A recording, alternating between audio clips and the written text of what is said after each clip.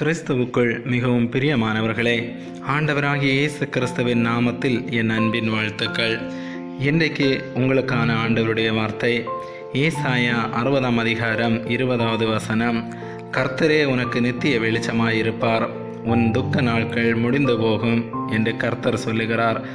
கர்த்தரின் மகிமையில் பிரகாசம் மட்டுமே தெரியும் அளவிற்கு கர்த்தரின் மகிமை பிரகாசமாக இருக்கும். கர்த்தருடைய நித்திய ஆட்சியின் போதும் இவ்வாறு இருக்கும். உலகின் நிலையை இன்றைக்கும் கர்த்தர் நோக்கி பார்த்து விசனமடைகிறார்.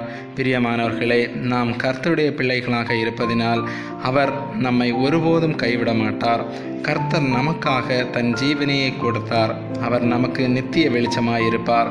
இன்றைக்கு கர்த்தர் நமக்கு ஒரு அற்புதத்தை செய்வார். பலவிதமான துக்கத்தில் இருக்கிறீங்களா? படித்து முடித்து வேலையே இல்லையே என்று கண்ணீரோடு இருக்கீங்களா? திருமண காரியம் நடக்கலையே, கடன் பிரச்சனை தீரவில்லையேன்னு கண்ணீரோடு இருக்கீங்களா? கர்த்தர் இன்றைக்கு உங்களுடைய துக்கத்தை முடிந்து போக பண்ணுவார். தோல்வியின் நிமித்தம் வந்த துக்கங்கள், வியாதியின் நிமித்தம் வந்த துக்கங்கள், இழப்புகள் நிமித்தம் வந்த துக்கங்கள், இப்படி பலவிதமான துக்கங்களில் சோர்ந்து போயிருந்தாலும் கர்த்தர் உங்களுக்கு நித்திய வெளிச்சமாயிருந்து உங்களுடைய துக்கத்தை மாற்றி போடுவார். 38 வருஷம் துக்கத்தோடு ஒருவன் பெதஸ்தா குளத்தண்டையிலே படுத்திருந்தான் அல்லவா? இயேசு அங்கே சென்றார். ஒரு வினாடியிலே அவன் துக்கத்தை மாற்றி, அவனுடைய வியாதியை மாற்றி, படுக்கையை எடுத்து கொண்டு போ, எழுந்து நட என்று சொல்லி அவனை பலப்படுத்தி மகிழ்ச்சியாக்கினார் அல்லவா?